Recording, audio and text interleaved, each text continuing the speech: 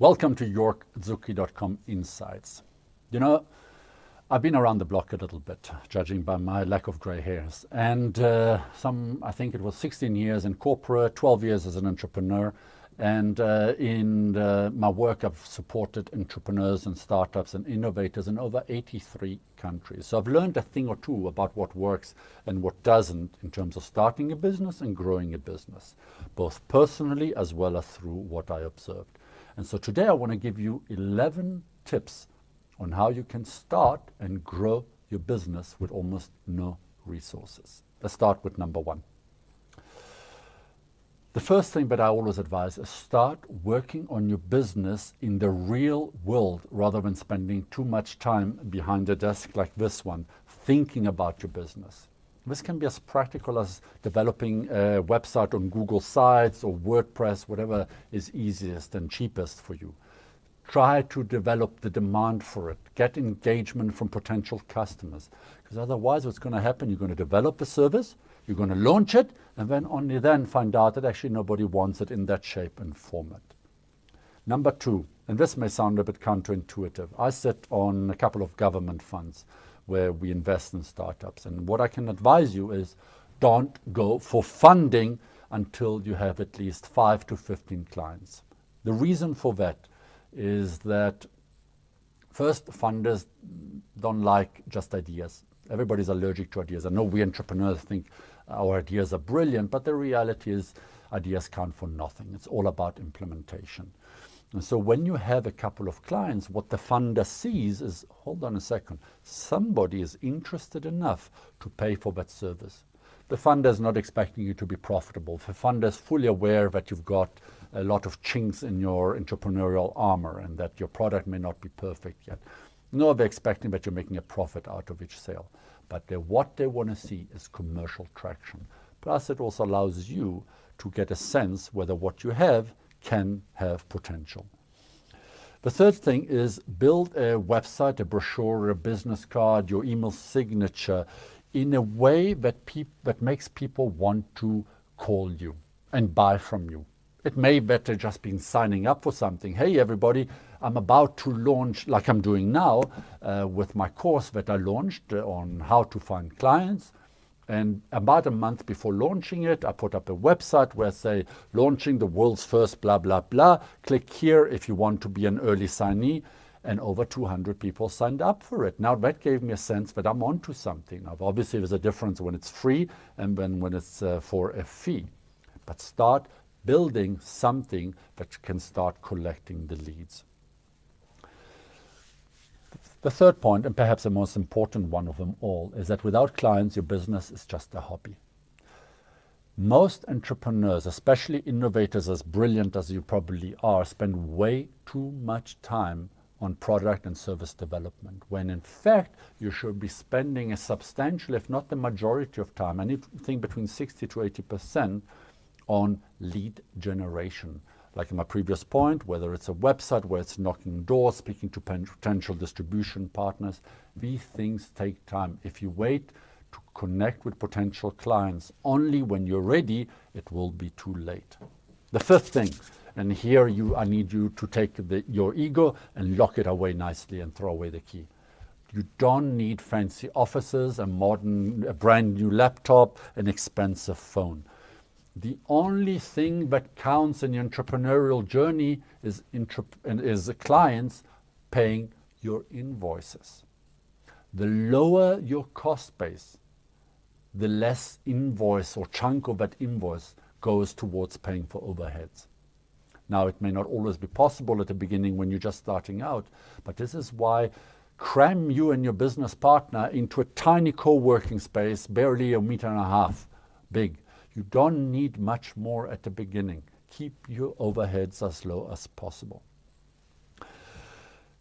The number 6, be wary of anybody who supports you and cheers you on the sides. You know, it's very easy for you to say, hey, everybody, I'm going to launch a new restaurant. And everybody will say, yes, I love it. I'm certainly going to come with my friends and book you.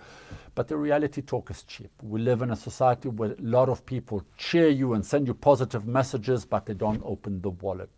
So just be aware in your journey that just because you're getting a lot of support and enthusiasm for something, it doesn't mean it will translate into commercial traction. Number 7, freebies, freebies, freebies. You know, give away my service, my product, my service because, oh, it's so cool that somebody's actually going to use it. Well, freebies are the fastest way for you to go out of business. Charge something. It may be a nominal fee, but charge something that makes you able to pay your bills. Now, you may not be wildly profitable. You may not be able to charge top dollars. You might have to go to clients and say, listen, I'm selling my service. I need to get some traction. Can you at least cover my transport and eating cost while I'm doing this project? Maybe something, but don't do it completely for free. Otherwise, you'll be taking advantage of left, right, and center. Number 8, you're looking for a business partner. You have a friend, maybe it's your wife, partner, husband, whatever the case may be, and you guys you had a wonderful idea and you go into partnerships. My advice to you is don't. Just like when in marriage, you wouldn't get married on the first date, right? It's not like you walk into a room, you both love soccer or football or American football, or you like cricket or whatever the case may be, and therefore you think, peachy dory, let's start a business together. Go on a couple of dates, meaning project, develop something, have an exit strategy so if you don't get along, have clear lines of responsibility, get to know each other, and you can't do that over just talking. When you roll up your sleeve, you'll see who's going to be there for the long run and who just thinks there's a quick buck in it for them. Number 9, focus on getting clients as references as soon as humanly possible. Nothing persuades clients like knowing other clients have bought before them. Nobody wants to be first. Elon Musk notwithstanding. You want to have a couple of references of people who say, I've used your products, I loved it. Great service, the entrepreneur was amazing. Maybe a commodity which has nothing particularly interesting. This book, anybody can sell these books. But maybe the bookshop owner was so fantastic that I keep going back and back again. Sometimes it's the entrepreneur, the jockey, that is more important than the actual horse in the race. Number 10. Be careful, users are not always clients. My partner and I a couple of years ago started a portal, and this portal had, I think, if I recall correctly, 14,000 active users. It was wonderful, except the problem is the users were getting it for free. We couldn't generate money out of it. User of something does not equal revenue, doesn't mean a client. Forget about the Facebook and the Google model where, yes, the moment I have users, I can monetize it.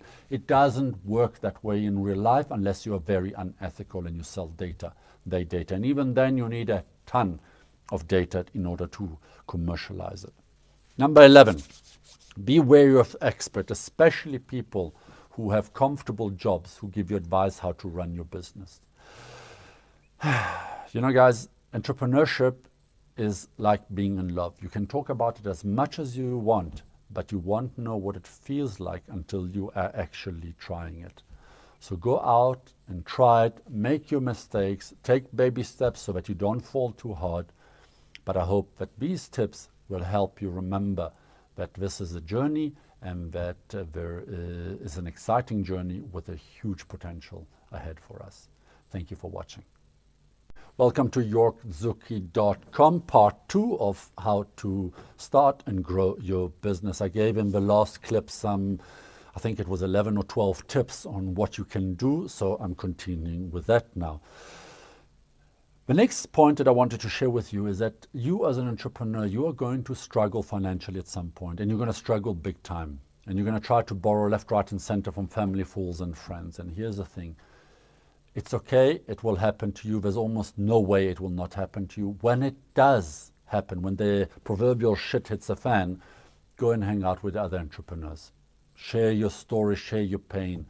When you do that, you'll suddenly realize you're not alone in this. And suddenly you'll find that you'll feel a little bit calmer about it. And then with the calmness comes also letting off a little bit of steam in terms of the pressure you're under. And it allows you to now focus much more. And when you start focusing, you start getting traction. You find the energy to start to get up again and walk a little bit more. A little bit of a philosophical advice as the next point, but in good times, stay humble, because one day you will have bad times. This is on a philosophical, but on a practical level, in good times, please, please, please, please read the book Profits First. They argue to always put between 2 to 10% of every money that you receive into a savings account, which you don't touch. Leave it for a rainy day. Your ideal goal is to build 6 months of cash flow. So should no client be paying for 6 months, you can still survive. The next point is fire yourself. You got to understand that in the cycle of entrepreneurship, when you are at the start, then you grow, more clients, growing very well, plateau, then failing. In that cycle, at different stages, you will need a very different level of expertise. You, the brilliant innovator, are brilliant at the bottom phase, the ideation to commercialization phase, maybe a few clients. But after that, really, are you very good at monetization strategies, at business modules, at fine-tuning processes, back office support structures, at partnership agreements, multi-level partnerships agreements in different regions? Is that your expertise? Is that what you want to spend your time with? Probably you can learn it. You're intelligent enough. But you're going to divert a lot of time and resource to that, and most probably it's going to be diverted from commercial traction, from fine-tuning the service and the product. So just remember, at different times in your lifestyle, in the life cycle of your business, you will need different people. The next one, every accountant out there will love me. It's cash flow is king. You may have heard this. You may even understand it intellectually, but it will mean nothing to you until you don't have the cash to pay wages or rent at the end of the month. There's a lot you can read. I'm not the world's expert on this. Google cash flow strategies. Google how to manage your cash flow. Do not fall into the trap of thinking, oh, wonderful, well, I'm going to get paid in 3 months' time, but your invoices are this month. You're going to struggle with that. There are financing tools in place that you can find a solution, but they're usually for more advanced entrepreneurs, meaning entrepreneurs who are at more advanced stages. The next one is get a board of advisors. Now, I'm always cautious about this because it's very easy to bring friends and family or an expert or somebody famous to be an advisor, but have they really got the right to influence you, to be part of your journey? So you really want to get the people who, where you are in your stage of business, can add the most value. They're not salespeople for you, so don't make that mistake. But it might be, I'm at the startup phase, and before I'm still doing pricing discovery, how to price my service and products. Therefore, I would love to have somebody who can help me or guide me on this. At a different stage, when it comes to international expansion, you need a completely different board in place.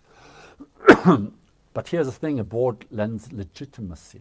So be careful, the board members may not necessarily want to deal with a startup. So what have you got to offer them? And that's where your reputation counts for something. The next one is coming from personal experience, having had a number of businesses that I personally have started but also faltered, is try to see setbacks as opportunities to learn. They are there to make you stronger. What I am able to do today, quickly, efficiently, used to take me 12 years ago, weeks of sweat, tears, and blood. I am so grateful for all the setbacks, the long nights, and the tears I've had. They've built me stronger, sharper, and more able to discern what is a good opportunity, what is a bad one. They gave me the courage to not want certain type of clients, where I have to spend tons of time following up and so forth, versus clients who really want my products and are becoming brand ambassadors. Another one, this is more specifically for you software developers out there, but it can be applicable to anybody in this day and age, is don't develop an app. Rather do a Mobi site. They are a fraction of the price, and they allow you to see if there's real appetite for what you have. Go to the Website, Mobi site, and then app only once you get many layers of interest and traction on your Mobi site. The next one is be careful of wishful thinking. We entrepreneurs are a perennially optimistic bunch of people. The reality is the world out there is very harsh with us. And so your optimism, you know what, if I just had a little bit more cash, I would make it. If only I got that contract, everything will be all right. Well, it won't be. So bring a dose of realism. It doesn't mean killing your optimism. It just means develop a plan that's really realistic. I was very lucky to have a business partner who was the most realist person in the world. And between my fluffy airiness, cloudy ambitions and her realism, we did a brilliant match because we listened to each other and played off each other's strengths. That brings me to the point of, personally, the journey of entrepreneurship is much more fun when you have a business partner with you. You can share stories when you're feeling a bit down energetically. They pick you up. You have different skill sets and complementary skill sets. But like I mentioned in another post the other day, be careful. Don't get married on day one. Work on a few projects together until you really understand each other best. Finally, your network. Please build your network from day one. Your network is worth gold. Your network isn't a boys' club, a secret society, or which school you went to. Your network, it might be your social media reach, and it might be the people you're able to call when you need help. Your network may be just the difference between you surviving and you thriving. Your network is when doors will open. Your network is where you start sharing what you're working on, what you're struggling with, and which responds to you because they trust you, the individual. So they trust you and therefore engage with you, and maybe they say, the entrepreneur just shared that this is what they're struggling with. You know what? I'm going to put them in touch with somebody else, and that might be beautiful partnerships. So be open to the world. It's an exciting world. The entrepreneurship roller coaster is a roller coaster. You'll have enormous highs and enormous lows, but I hope the points that I shared with you help a little bit in managing this roller coaster. Thank you for watching.